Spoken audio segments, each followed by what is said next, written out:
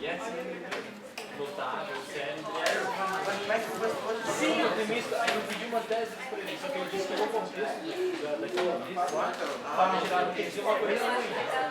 Aí ele ludibriou lá, o médico, o cara. Meus queridos, hoje nós temos uma parte que é ondulatória. É uma parte gostosinha para pensar, né? A boa parte da cobrança ondulatória ela é teórica, saber o que é comprimento de onda, amplitude, frequência, saber o que é absorção, reflexão, refração, interferência, ressonância, que era aquela coisa bem curiosa que fez. Falei, né, do cientista tendo alucinação no laboratório dele, reformou o laboratório. Não falei da ressonância? Não. Putz, tu vê, ó, dos fenômenos ondulatórios, eu estava com essa sensação, tinha faltado coisa. Dos fenômenos ondulatórios, vamos citá-los.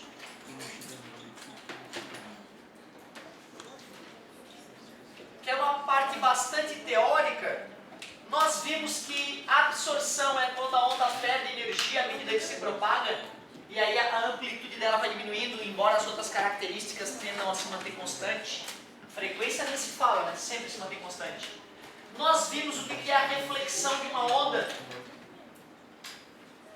É quando ela atinge um obstáculo e retorna ao meio de origem. Quando era em cordas, poderia ser com inversão de fase, quando a extremidade era fixa. Quando a extremidade era móvel, ia uma crista, voltava uma crista. Ia um vale, voltava um vale. Reflexão sem inversão de fase. Nós vimos o que era a refração da onda. É quando a onda muda de meio de propagação. Por exemplo, o fato de olharmos um peixe dentro d'água e nos iludirmos com a posição dele. Então com a refração sempre tem mudança de velocidade, não? É a mudança de velocidade que gera o desvio. Refração é obrigatório que mude de meio, não é obrigatório que desvie. Tanto que quando o ângulo de incidência é zero, o ângulo de refração é zero. Refração. Difração. Capacidade que uma onda tem de contornar obstáculos.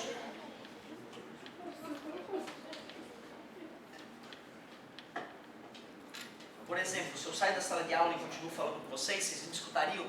Claro que a reflexão está envolvida, porque a onda bate na parede e se reflete. Desculpem, meus amores, me perdoem, tem um problema grave, hoje eu estou precisando de um pouquinho mais de atenção só. Desculpa mesmo. Acho que eu nunca me alterei com vocês, né? Nunca precisei, porque não faz o menor sentido. Mas os meus vídeos mais assistidos são eu surtando na frente da urna. Depois assista. Teve que eu como um apagador que é muito legal. Como é que é o nome? Mas é uma cena triste assim, né, galera? É bom ver depois, né? Não, acho legal. Galera, difração é a capacidade que uma onda tem de contornar obstáculos. Por exemplo, ó, mesmo botando a mão na frente da boca, o som muda, mas tu continua me escutando. Mostra que o som tem essa capacidade de contornar obstáculos. Tu acredita que a luz também pode contornar obstáculos? Vocês lembram do exemplo que ocorre no olho de vocês? Cheguei a mostrar para vocês qual é o exemplo? Quando vocês olham para a parede, para o branco e mexem o olho, tu não vê que tem umas manchinhas que se mexem junto com o teu globo ocular? Eu lembro quando eu tinha o quê? Uns 8 anos, eu deitei na quadra de futebol lá de casa, eu olhei para o teto, para o céu, e vi uma coisinha se mexendo. E eu fui acompanhando ela, e ela sumiu no horizonte. Aí eu, estranho. Aí deitei de novo, olhei para o céu, a manchinha de novo apareceu no mesmo lugar. E eu, agora eu vou pegar ela. E aí fui indo. Passado alguns minutos eu tinha percebido que aquelas manchas estavam grudadas no meu olho. E por isso que eu não conseguia acompanhá-las. Eu ia tentando, o olho ia junto e eu fiquei apavorado. E meu Deus, eu vou ficar cego.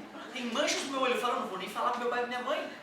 Tu vê que retardado, né? Em vez de falar, mãe, eu acho que eu tô ficando cego, já desesperado. Não, vou ficar quieto, porque eles vão brigar comigo. Criança é uma coisa incrível. Então tu vê, eu fiquei quietinho e só mais de uma década depois é que eu fui estudar a difração. O som contorna a minha mão, tá vendo? Contorna a minha mão, mas a luz não, tu não vê o meu rosto se eu me escondo atrás da minha mão. Por que a luz e o som são ondas e o som difrata melhor na minha mão do que a luz? Será que a luz difrata também? É porque para que a difração ocorra, para que a luz, para que uma onda possa contornar um obstáculo de maneira perceptível, tem que haver uma equivalência entre o comprimento de onda, da onda, e o tamanho do obstáculo. A velocidade do som no ar é quanto mesmo? 340. Parabéns, garoto. Em quais frequências nós somos capazes de escutar? 20 a 20 mil Hz. Entre 20 a 20 mil. Se tu bota lá no V igual a lambda vezes F, equação fundamental das ondas, tu vai ver que o comprimento de onda do som vai de 1,7 centímetros para o som mais agudo até 17 metros para um som grave, tipo um apito de navio. Quer dizer, cara, que o som pode contornar desde obstáculos de poucos centímetros, quando o som é agudo, até obstáculos grandes, quando o som é grave. E daí o apito de navio ser grave, ele poder difratar nas ondas do mar e atingir uma outra embarcação que esteja a uma certa distância. E a luz? A luz é outra história, não é uma onda mecânica, é uma onda eletromagnética. Ela tem frequência de 10 na 14 a 10 na 15 Hz, é uma coisa difícil de, eu não sei nem o nome disso. 9 é bilhão, né? 10 na 9 é bilhão. Então 10 na 12 é trilhão, 10 na 15 é 4 trilhão de oscilações por segundo. Só que a velocidade da luz é 3 vezes 10 na 8 metros por segundo. Se tu bota no V igual a lambda vezes F, tu vai ver que o comprimento de onda da luz dá uns 500 nanômetros. O que é 500 nanômetros? 500 vezes 10 na menos 9, né? É tamanho de molécula. Quer dizer que a luz, meus amigos, só pode contornar coisas moleculares, não obstáculos grandes como uma mão humana. E adivinha o que tem no teu humor vítreo? Moléculas que compõem o teu humor vítreo. E nem todas são perfeitas, algumas ficaram numa posiçãozinha meio inadequada, assim, tem uma impurezazinha. E aí, quando a luz vai passar por ali, dá uma desviadinha e gera essas manchinhas suaves que nós temos no olho, certo? Tu vê, né, cara, um exemplo de difração da luz ocorrendo dentro do teu próprio olho. Eu jamais imaginei que era isso que causava essas manchinhas. Cuidado! Se tu vê uma mancha dessa mudando de formato, aumentando, corra para o médico e vá fazer o teste da toxoplasmose. Pode ser toxoplasmose, pode perder a visão completamente, irreversivelmente, se tu te atrasar. Se tu pegar ela no começo, tu mata o vermezinho que está comendo teu olho. E pronto. Se tu deixa ele continuar comendo teu humor vítreo, tu pode perder o olho. Eu tinha um ex-aluno, adulto já, fazendo um supletivo à noite, um guerreiro, trabalhava como mecânico de mão cheia na oficina, e à noite, depois de trabalhar o dia todo, sujo de graxa, ia para a sala de aula ainda, o cara de tirar o chapéu, gente fina, estudioso. De repente eu vi o cara meio brocochô. Mas o que houve com o fulano? Falei com a direção. Toxoplasmose, perdeu 70% da visão e 30% da outra. Fudeu com a vida do guri, cara. Imagina como é que o cara vai estudar sem ver. Me parte o coração lembrar até hoje, mas deu a volta por cima ainda, guerreiro que é. Então tu vê, né? Difração causa essas manchinhas. Aumentou a manchinha, corre para o médico para ver o que está acontecendo. Mais um fenômeno que a gente discute. Outros fenômenos eu preciso. Interferência. Interferência, meus amigos, é a história de crista com crista, dá uma crista ainda mais alta. Vale com vale, dá um vale ainda mais profundo. Estou falando de interferência construtiva. Será que nós falamos sobre isso? Então, pelo jeito, a gente comenta. Vê se tu copiou as cordas, a onda indo da corda mais fina para a corda mais grossa, da corda mais densa para a corda menos densa. Sim. Isso foi? Então, e difração já não lembro de ter falado para ti, né? Da onda contornando obstáculos? Não, né? Então eu devo ter falado até refração apenas. Tem mais alguns fenômenos que eu quero discutir então. Vou documentar para vocês difração, interferência, ressonância. Por que não difusão? Para explicar a difração, eu também quero falar do princípio de Higgs.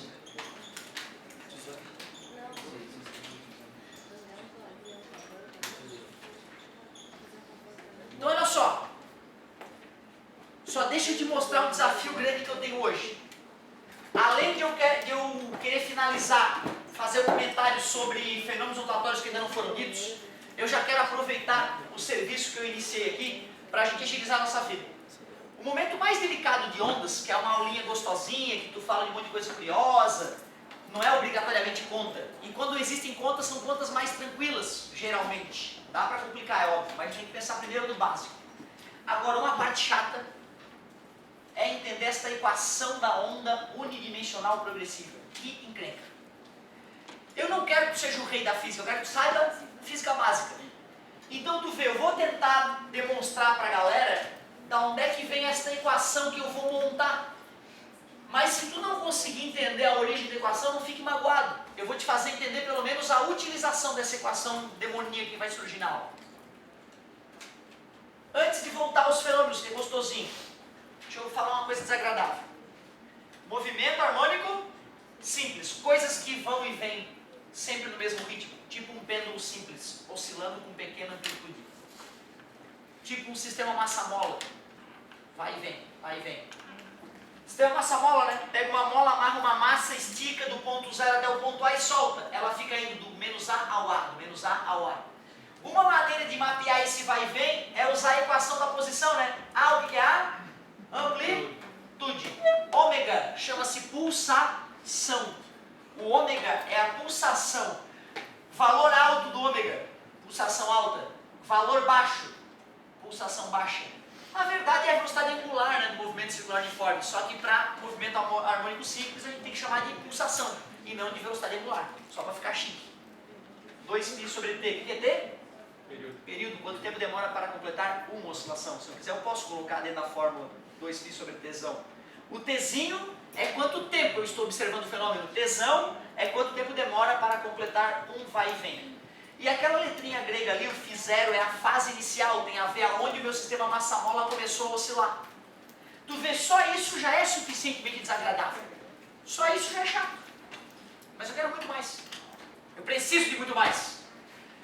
Vocês aceitam que se eu pegar um corpo que gira com uma certa velocidade angular, ômega, só que tá vendo, ele tem um pininho aqui, e aí eu tenho um objeto oco, de tal forma que quando essa esfera oscilar, esse pino vai baixar esse cara para baixo e para cima. Essa esfera girando vai fazer isto vibrar para cima e para baixo. Isto chama-se vibrador. Mas não se excitem, ele vai fazer a corda vibrar. Só isso. No laboratório, todo laboratório tem um bom vibrador. E esse vibrador a gente amarra na corda, para fazer a corda vibrar. Não se empolguem. Quando eu começar a sacudir essa corda, no começo ela estava esticada. Primeiro vai sacudir essa parte, daqui a pouco o sacudir vai se espalhando, né? Quer dizer que a onda está se propagando com uma certa velocidade para a direita.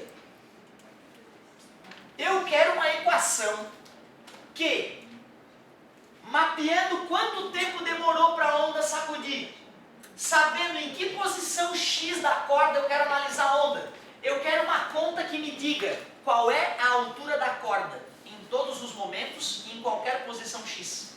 Eu quero saber quando que essa parte da corda vai estar em qualquer momento, em qualquer posição. Tu vendo? Eu quero saber a altura Y de qualquer posição X da corda em qualquer momento.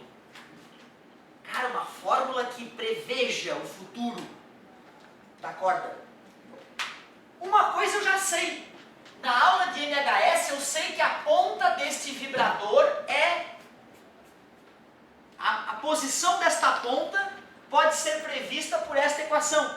Só que por que era X da equação? Porque a mola ia e vinha no eixo X. Se o meu vibrador vai e vem no eixo Y, tu aceita que eu troque para Y a letra? Obrigado. Amplitude normal. Cosseno de...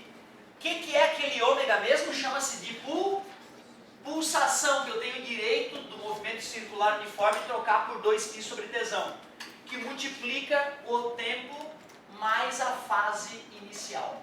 Só tem um detalhe. Tu aceita que se eu liguei o vibrador, ele começa a oscilar. Tu aceita que o que acontece na ponta do vibrador demora um certo tempo para chegar até aqui? Porque a onda tem que atravessar essa distância x, né, para poder chegar até aqui. Vamos supor que demore um certo tempo ΔT entre a partida da onda até a chegada da onda no ponto que eu estou analisando. Quer dizer que se eu quiser calcular o que aconteceu naquele ponto, eu tenho que pegar esse tempo e tenho que subtrair dele um ΔT.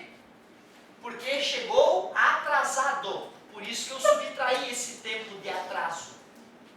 Como é que eu calcularia quanto tempo demorou para a onda sair daqui e chegar até aqui? Velocidade não é distância sobre tempo? A onda andou uma velocidade x e demorou esse tempo ΔT. Se eu quiser calcular esse tempo ΔT, está dividindo, passa multiplicando, está multiplicando, passa, é a distância do vibrador até o ponto estudado, dividido pela velocidade da onda.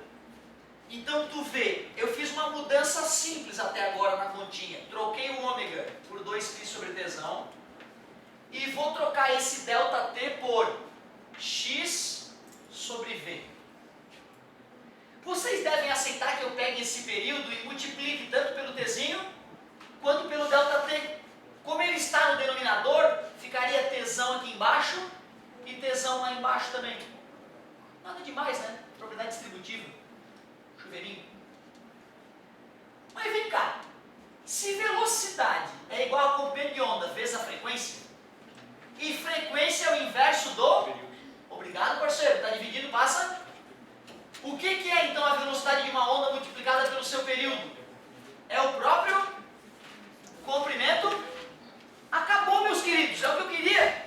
A equação bonita que eu queria te demonstrar, a partir da equação do MHS, que infelizmente eu não pude demonstrar para ti, que eu também gostaria, fico com ciúme até do polaco, confesso. Tesão menos tzinho, x sobre...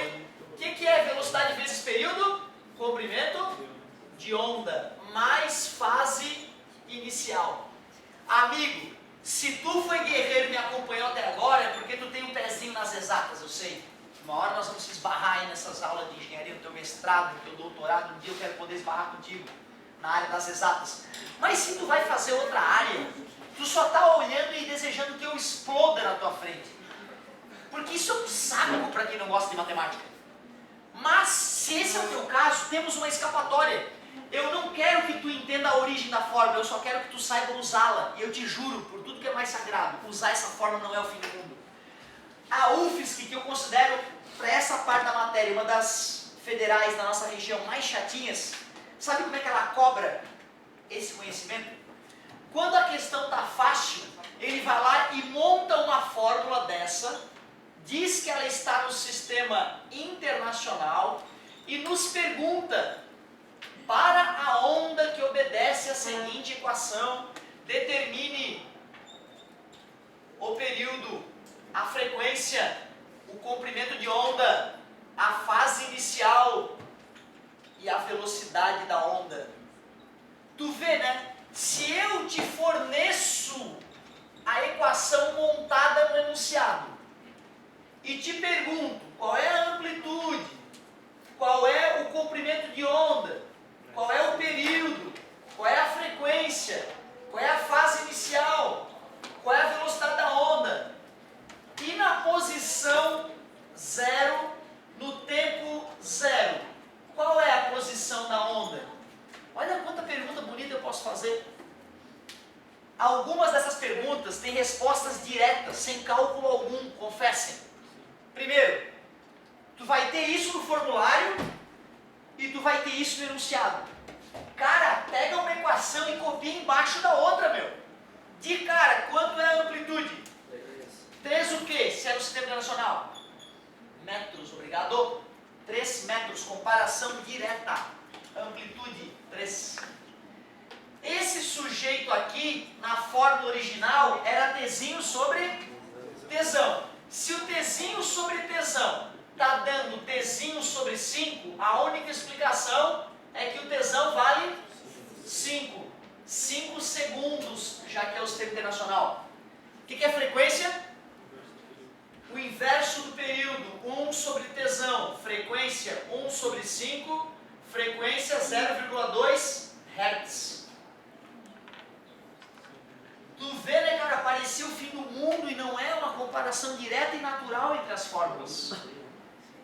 Peraí, deixa eu ver. Olha lá onde é que estava o comprimento de onda, ó.